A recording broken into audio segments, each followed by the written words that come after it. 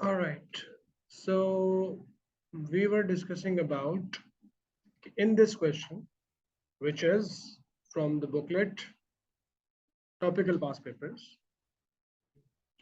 Databases. इसके अंदर हमारे पास क्वेश्चन ये है कि ये जो हाउस रेंटल है, this house rental it's the whole database. तो ये जो पूरा डेटाबेस है ये थर्ड नॉर्मल फॉर्म में है या नहीं है.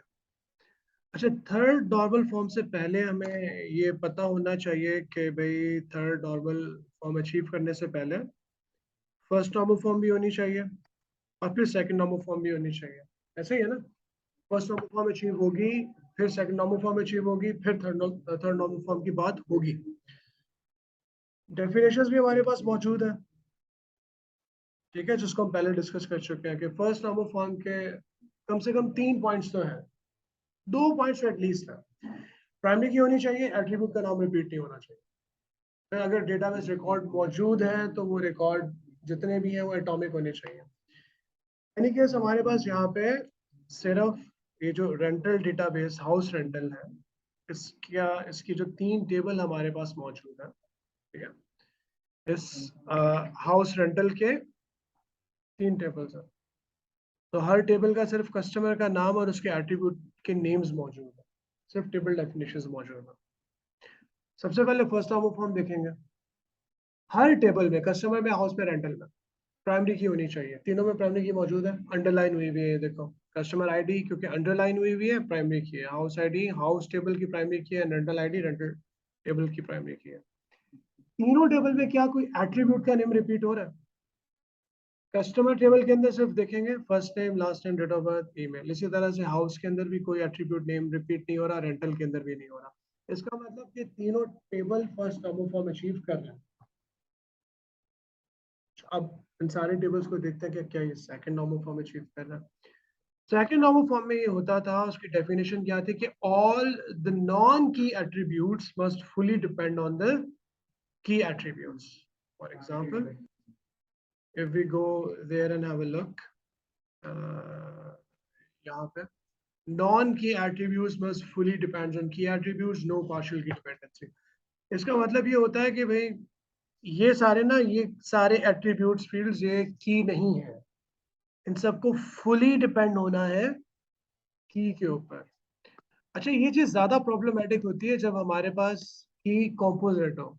मिसाल के तौर पे एक से ज्यादा एट्रीब्यूट्स को मिला के प्राइमरी की बनाई जाए, तो उस केस में डिफिकल्ट ये होता है कि जो नॉन की एट्रीब्यूट्स है उनका फुली डिपेंड होना दोनों के ऊपर थोड़ा मुश्किल हो रहा होता है. लकीली यहाँ पे कॉम्पोजिट की नहीं है, ठीक है, नंबर वन.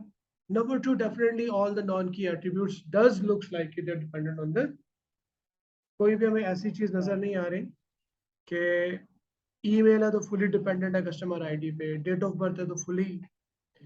रिकॉल करो जो हमने वो क्वेश्चन किया था जिसके अंदर हमने मेंशन किया था कि एक टेबल था कंसल्ट, और उसमें वेन्यू और आर्टिस्ट की प्राइमरी की थी, याद है, और बाकी उसमें प्रॉफिट कितना हुआ ये चीज इंक्लूडेड थी, और जो है वो नंबर ऑफ पीपल कितने थे वो था, अटेंडेंस कितनी थी, और स्टाइल था.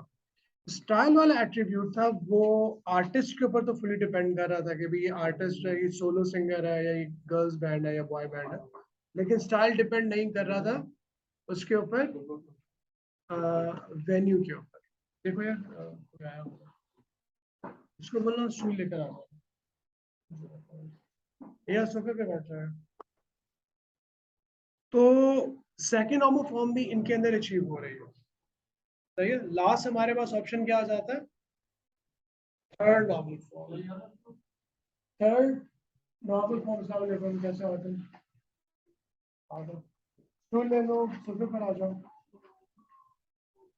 तो थर्ड नॉर्मल फॉर्म ये कहती है कि जो नॉन की एट्रीब्यूट्स हैं जो कि की नहीं है उनको एक दूसरे के ऊपर डिपेंड नहीं होना चाहिए. फॉर एग्जाम्पल, हमने एक क्वेश्चन किया था प्रीवियसली जिसके अंदर एक टेबल के अंदर कंट्री और सिटी पाए जाते हैं. दो एट्रीब्यूट्स है, कंट्री और सिटी. वो दोनों एक दूसरे के ऊपर डिपेंड है. कराची पाकिस्तान में ही होगा, किसी और कंट्री में नहीं हो सकता. सही है. तो वो फिर थर्ड नॉर्मल फॉर्म अचीव नहीं करेगा। क्या यहाँ पे कोई इस तरह की सिचुएशन है कि कोई नॉन की एट्रीब्यूट्स किसी भी टेबल के एक दूसरे के ऊपर फुली डिपेंडेंट हो? नहीं, मतलब फर्स्ट नेम कुछ हो सकता है, लास्ट नेम कुछ और भी हो सकता है, फुली डिपेंडेंट तो नहीं है। मोहम्मद अजहर भी हो सकता है, मोहम्मद अली भी हो सकता है, अली अब्बास भी हो सकता है, तो नाम चेंज हो सकता है। इसी तरह से ये वाली जो पॉसिबिलिटी है, इसके अंदर मुझे याद आ रहा है कुछ स्टूडेंट्स ने कहा था सर रोड और टाउन डिपेंड हो सकते हैं एक दूसरे के ऊपर। तो ऑफ्टन अगर हम देखें टाउन्स के अंदर तो रोड्स जो है वो नंबर्ड भी होती हैं, रोड 1A, रोड 5B। अब कराची में अलबत्ता कुछ रोड्स हैं बड़ी स्पेसिफिक है जिनके नाम रखे हुए हैं, टीपू सुल्तान रोड। तो वो चलो एक हो सकता है कि यार टीपू सुल्तान रोड जो है ना वो PCHS में ही होती है, कहीं और कराची में नहीं है टीपू सुल्तान, लेकिन देयर इज अ चांस कि होती भी है। तो ये डिपेंडेंट नहीं है। लॉन्ग स्टोरी शॉर्ट कि ये टेबल हमारा जो है वो थर्ड पूरा डेटाबेस थर्ड नॉर्मल फॉर्म भी अचीव कर रहा है। सही है।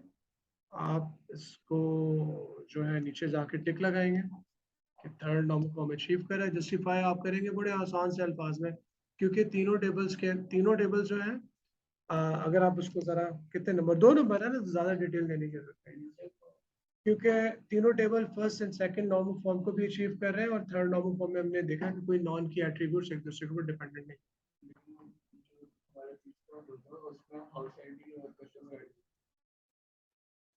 तो ऐसा भी हो सकता है कि एक स्पेसिफिक हाउस आईडी सिर्फ एक स्पेसिफिक कस्टमर आईडी के पास, लेकिन ऐसा भी हो सकता है एक हाउस आईडी से एक से ज्यादा कस्टमर एक हाउस आईडी पे एक से ज्यादा कस्टमर्स हो सकता है।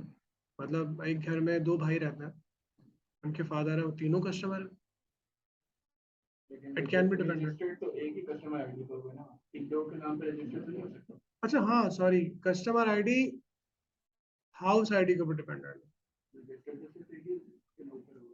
अच्छा, क्योंकि उसके पास एक से ज्यादा वो है ना, एक कस्टमर एक से ज्यादा हाउसेज रेंट कर सकता है, क्योंकि जो राज है वो उसके पास कई हाउसेज है रेंट करने के लिए। देयर इज अ पॉसिबिलिटी कि एक कस्टमर आईडी के ऊपर एक से ज्यादा उसने हाउस रेंट किया हुआ है। लेकिन एक हाउस एक बुक पे दो कस्टमर तो नहीं रेंट कर सकते ना, एक ही करेगा। डिपेंडेंट नहीं है, फुली डिपेंडेंट नहीं है, फुली डिपेंडेंट नहीं है। मतलब ऑप्शन आ गया ना कि एक कस्टमर एक से ज्यादा हाउस रेंट कर सकता है, फुली डिपेंडेंट नहीं है एक दूसरे पे। क्योंकि अब वैसे है बाद में हम रेंट की कर रहे हैं। ऑब्लिगेटरी भी है कि एक ही हाँ, और बाद में हम रेंट की कर रहे हैं, तो वो कस्टमर हो सकता है कि हाउस कभी 1 साल के बाद कोई दूसरा कस्टमर आईडी वाला उसको रेंट कर रहा हो। हमेशा ये नहीं होगा कि ये वाला घर ये ही कस्टमर रेंट करेगा, बाय डिफॉल्ट रूल नहीं है।